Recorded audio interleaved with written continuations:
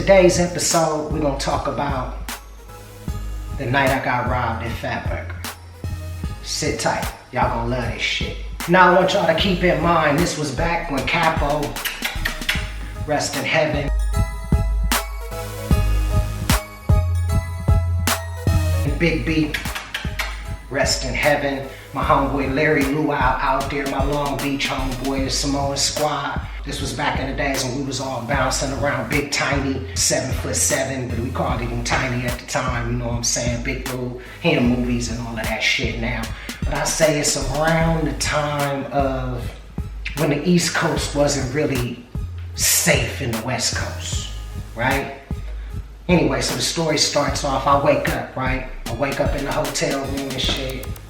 Get all my niggas together and shit. Big B, myself, Capo, Larry Luau, my homeboy Tiny. We all get up and we all, you know, decide to take a ride. Cause every day in LA, I'm just hop in the motherfucking car with my niggas and we would get fucked up. You know what I'm saying? We get a bunch of weed, you feel me, drinking, going to different spots and shit like that. Now this was before I was 21.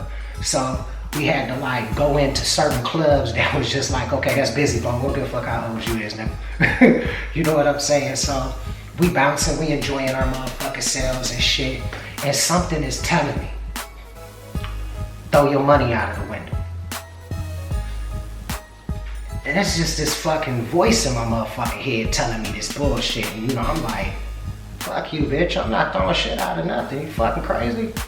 Fuck is this stupid ass shit? So I smoke a little bit more bud, drink a little bit more. You know, back in that day, I was a Henny nigga. I used to like my little Hennessy and shit. You know what I'm saying? Buy that shit by the fifths.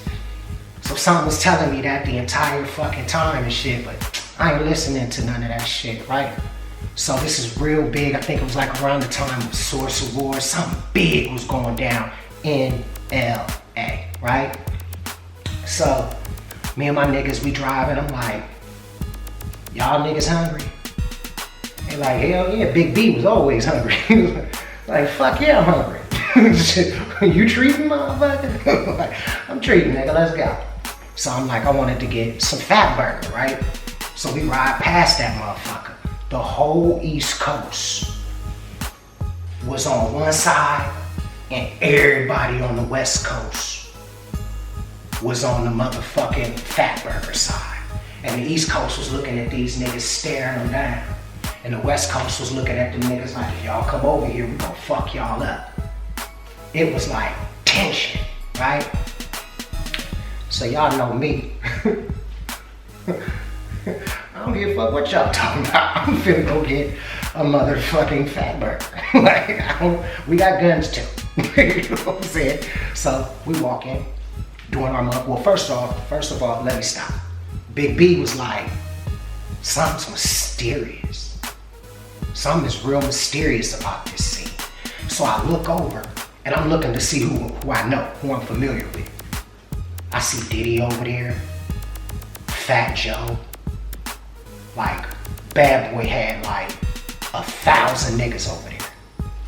And over on the Fatburger side, it was just niggas from the West Coast. And, you know, niggas in gangs and shit, etc., etc., etc. So my homeboy who worked up at Ruthless, he was like, yo B, get the fuck out of here.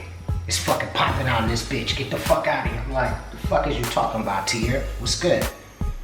And Tier wound up, I always told Tier, now he looked like an exact replica of Eazy-E. Nigga was from Atlanta. Like, he looked like an exact replica of my nigga E. So, I'm like, I don't be listening to motherfuckers all like that. Like, I just not into that pussy shit. I'm going to get a fucking burger. That was what was in my mind. And I'm iced up. Y'all know how BB do. It's always been this way. Always had a bust down. You feel me? When these niggas, fuck what these niggas is doing. Bless their souls. Always had a bust down. You feel what I'm saying? Always had blade. Always. So, and I walk anywhere with my shit. And I got my armed guards with me. We ready, whatever.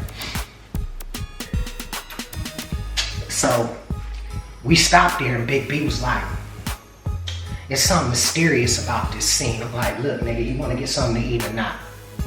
You feel what I'm saying? So you like, fuck it, nigga. If you in, yeah, nigga, we going. We from Ohio. We Ohio boys. You know what I'm saying? So we get up there, and that's when Tierre came up to me right when I'm standing in the line, because it's like Fatburger was like a little ass like spot that everybody would have to stand outside and order their food, and it's like a little eating area, but it really wasn't a real eating area. So I order up my food and shit. You know, I send Capo to the car. I send my little brother to the car, cause he mean mugging niggas. And if anybody remember Adrian, little hit, Capo Confucius, that nigga had a death wish. That nigga had a death wish. He wasn't afraid of shit. Nigga put a gun to his head, that nigga say, shoot, bitch. That was Capo. And I always used to have to grab him like, don't shoot this nigga. He with me, come on now. I done saved this nigga's life so many times. That's why I was so hurt when he finally got caught up on some shit, because it was just like, damn, I wasn't there to save my nigga. Anywho, so I told him, I sent him to the motherfucking car. I'm like, get your ass to the car, nigga. I don't even like the way you looking at niggas. And then I got a few more stories about Capo too that y'all gonna love, Especially, I'll tell y'all that later. So anyway, so Big B, myself, Larry Luau, we go there, we get the food or whatnot. So I said, okay, y'all niggas go ahead, get the food. I'm gonna make sure this nigga don't jump the fuck up out the car. And I'm sitting there talking to him like, you all right, my nigga? You know what I'm saying? And some niggas just rolled up on us, like crept around the corner, rolled up on us. At the same time, they was rolling up on Shaq at the same time. That was just me. You know, Big Gip from, my niggas, man, the Goody Mob. Big Gip from the Good, he got it kind of wrong. It was just me that got robbed, right? I saw Shaq and the Bone Thugs and Harmony all laying out in the parking lot, face first, getting their jury took. So, and Shaq and Shaquille O'Neal, he was in this big ass motherfucking 600 Benz with the long leg, because you know Shaq, nigga 1,000 feet tall, you feel me? So these niggas come around and shit, and was like, I forgot what they said, break yourself or some crazy shit like that, some West Coast shit. Break yourself, homie. I was like, so Adrian was just looking, Capo was just looking at him like, I ain't giving you shit. Now me, I'm like, wait a minute, nigga. Your life worth more than this fucking Rolex or this chain that your big brother done bought you. I get you another one. Give him that shit. Take it, nigga. The nigga looked at me, I just put my arms out. Nigga, do it yourself, take it off. So the nigga took all this shit off, Isaiah Skippy, he took all that shit off. I look outside, my homeboy Big B. Wait a minute, y'all knew Big B. This nigga was on the ground like this. He said, that nigga Big B said, he told me, he said, I started to just start rolling away.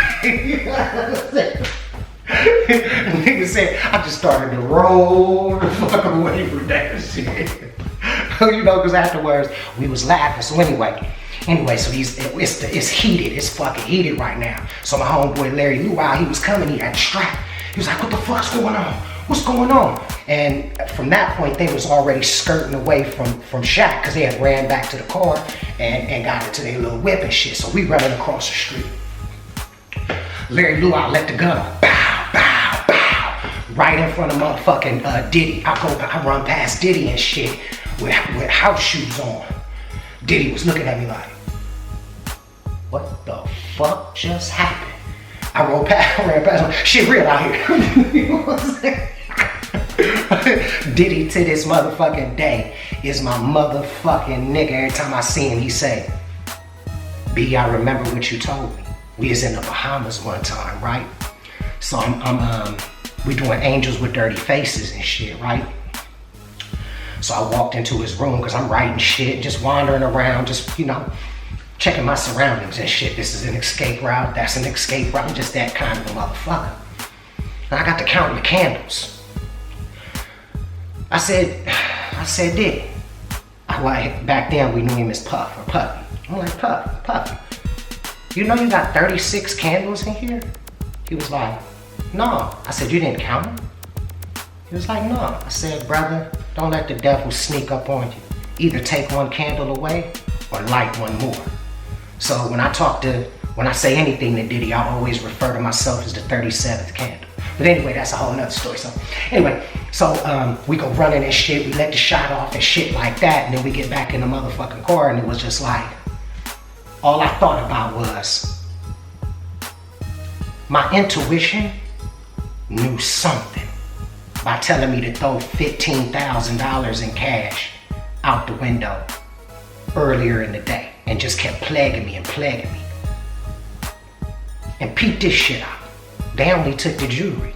I still had $15,000 in my motherfucking pocket. The story of how Bizzy got robbed at Fatburger.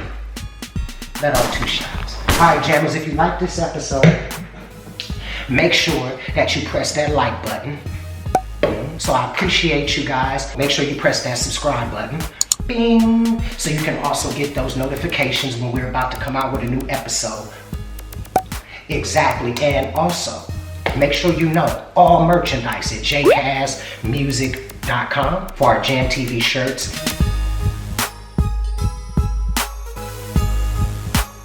and other apparel. IamBizzyBone.com, of course, www.IamBizzyBone.com. That's where you can find a lot of my stuff as well. And download, stream, iTunes, all the new music. Y'all be good. Stay safe. Isolate. Stay safe. Love one another. Jam TV out. Finna get back to this wine.